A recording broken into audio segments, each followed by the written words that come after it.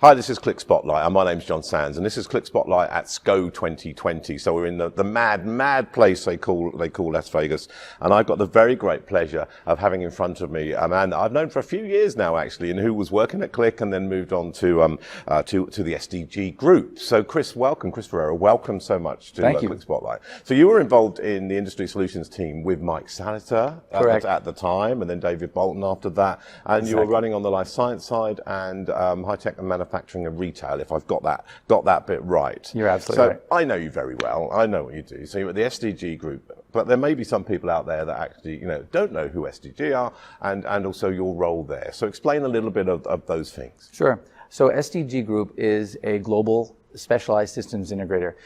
So we're based out of Europe. We're headquartered in Italy, and then started expanding all throughout Europe.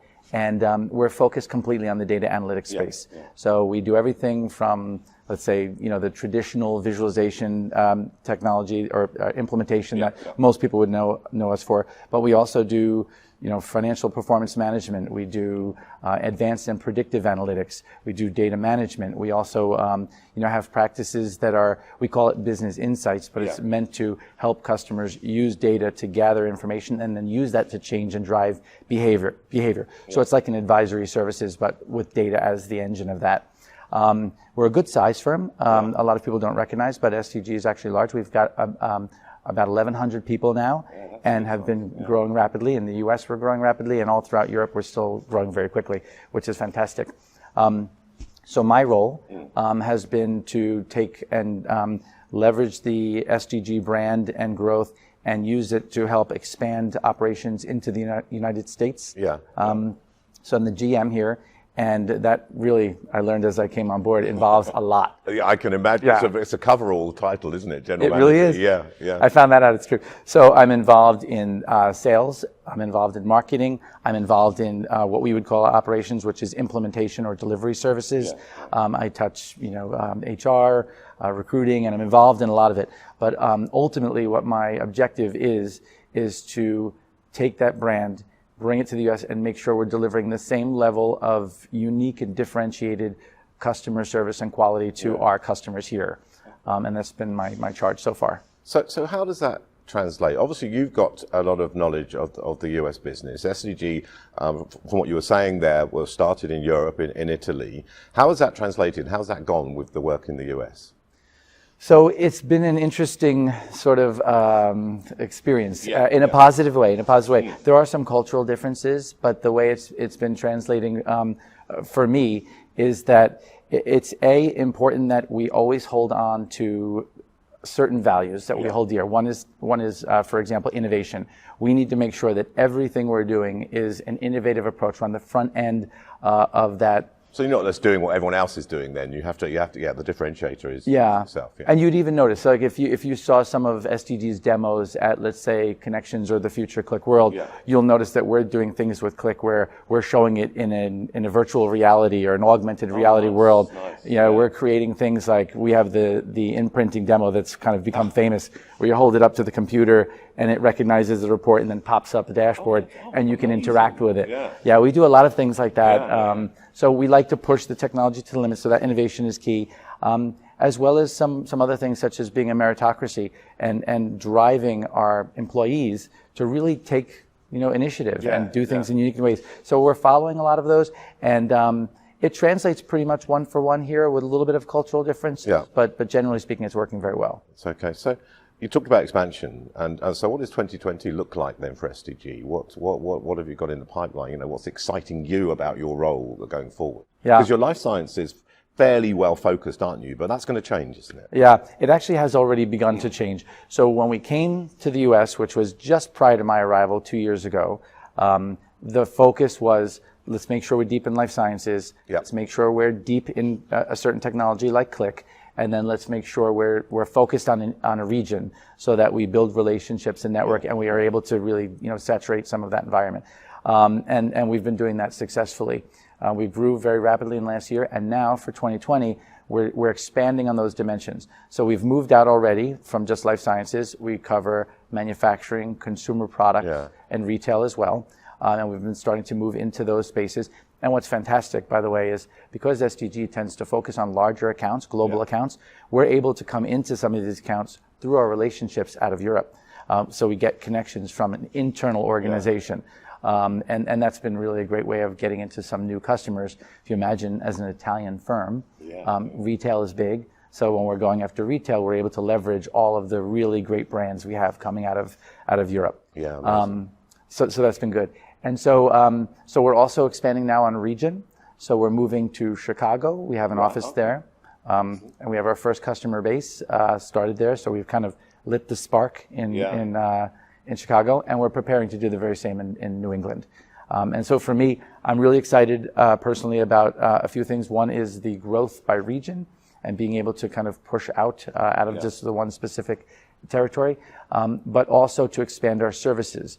So I mentioned we were focused on Click, and we still are very focused. It's one of now 3 go-to-market partners.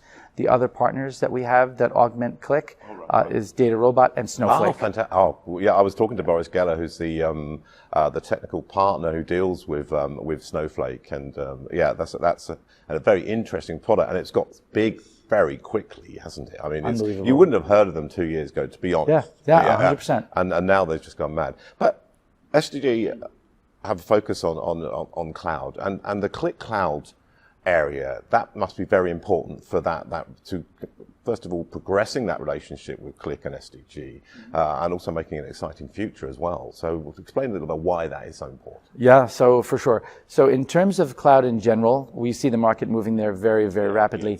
Yeah. And so even, which is a little bit unique, a pharma organization that is so focused on secrecy and privacy of data, moving things to the cloud is almost unheard of, but it's happening. Just when you think there's a barrier that they can't get past and a company say, no, I can't go to the cloud because of my data, they then go to the cloud. It's happening. So that trend is really powerful. For SDG, I believe we were one of the first partners of Click to actually have a full-on SaaS product in the cloud, which we do have. Yeah, we have a solution that was built. It's a pharma sales application that's integrated with Viva's CRM application. It's fully up in the cloud. Customers can access it. They can procure the technology and roll it out in a production environment, fully managed service environment.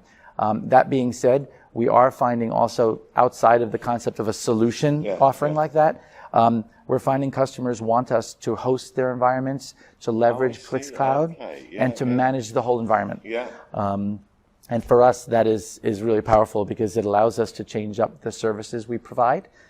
We have access to their data pretty much 24/7, and we've been charged to provide services for them, whether it's managing the infrastructure, managing the applications themselves, or even augmenting and modifying those applications over time.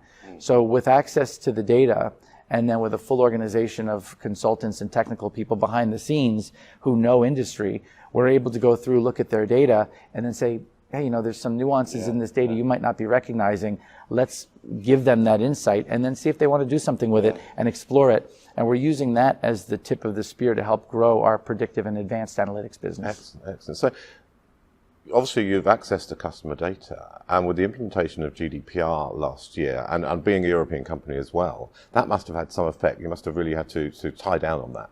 Yeah, so for me in the US, I've been a little bit shielded from some of that. Yeah, of course, So GDPR is obviously a really powerful regulatory requirement from an infrastructure perspective. We do have the European entity kind of handling some of that. In the US, we get it to some extent. Not the same, but it's a little bit of to a lesser extent. But there's still data concerns, there's privacy concerns. So we go through extensive checklists, and we get our environments oftentimes validated, where outside organizations will come in and look at what we're doing and make sure, does it comply? Does it meet? And there's very extensive checklists that we get. And we have to do it typically for each customer individually. So for example, we manage a platform for a company called Ashfield. Ashfield Healthcare is a contracted sales organization for a lot of big pharma. So we built applications, and then they then get released to Genentech, Biogen, Amgen, Insmed. And what we do is we have all of that data, all of those applications in our environment. So in that case, we had to deal with their IT organization, their regulatory organization. We had to pass a whole bunch of checks, and then finally they give us the stamp of approval, and we're okay. And that's a fairly, I mean, because I've worked in life sciences for a while. I worked for the OEM partner we were an OEM partner called Dendrites on the life sciences side. And you talk about contracted sales forces. That's fairly peculiar, isn't it, to the pharmaceutical industry? Yeah, it is. It's very specific, and now they're doing it in more than just sales. So we have contracted sales organizations that we work with. Yeah. And now we're having contracted manufacturers that we're dealing really? with. And there's even contracted research organizations on the clinical side. So they've got a whole ecosystem of companies that they work with. Yeah. And as you can imagine, it makes analytics so powerful because if you're working with one CRO, chances are you're working with many. Yes, absolutely. And that is a huge opportunity for this, isn't it? Absolutely, because you need to see holistically what's happening with your products. And that means you have to cross all that data, bring it in with your own data. And this is where Click has such a fantastic solution. Fascinating. Actually, I love the industry. There's so much going on. It's great. So we're at SKO. We're at Las Vegas 2020. What do you, as far as SDG are concerned, what do you get out of a come together like this? Yeah. So for me, these kind of gatherings are to fix old friends again as well. Yeah. Well, that's what I love. Yeah. You get to see all the old colleagues and friends that I enjoy so much, and you get to see people that you just don't always see because people are all around, and even if they're in your territory, they're busy, so you don't see one another. Here's where you can sit down together, talk again, and collaborate. But for me, one of the key things here is you learn about some of the advancements that are coming with the technology. You learn what the direction is that people are hearing directly from management. So if we're working with sales reps, we want to be sensitive to what they're responsible for. So we're hearing directly, from leadership what the expectations are. And we're able to then, make sure we're adjusting our behavior and how we're acting to make sure it fits in and it jives with the overall, plan. But the other thing for me is it really represents something less tangible, which is more that we truly are partners. Yes. It's a two-way street. That connection, doesn't it? And that feeling that you're actually part of the whole thing. What were your thoughts on the Rox AI and Ping acquisition? So it's funny because we had some familiarity because when I was back at Click initially, we had some really early on conversations with that organization. And we thought, wow, this has got some really interesting things to it and it's going to be evolving. So our initial take was, wow, this is going to be super powerful because they're building a lot of these capabilities into the product. And for me, that's super powerful because a lot of organizations are interested in some of these capabilities, but they're not really taking it and executing in the same way that you can if you build it into the product. And people actually do have a bit more confidence in it when it's part of the product. And the beauty of Rox AI for me is actually they've been working with Click and doing this the whole time. So it'll hit the ground running and it's very exciting. Yeah, that's exactly right. And then on top of it, you also acquired some pretty talented people that are going to help that to evolve. So it'll keep going and it'll keep evolving and that's what I love. It's going to have some great capabilities. Well, Chris, it's been an absolute pleasure. It's so good to see you. Thank you for spending Thank you some for time having with me. I appreciate it. It's great. It's great. I'm looking forward to the future of SDG and making some real inroads into what you do. Yeah, thank you. I appreciate it. Thank you. We'll see you soon.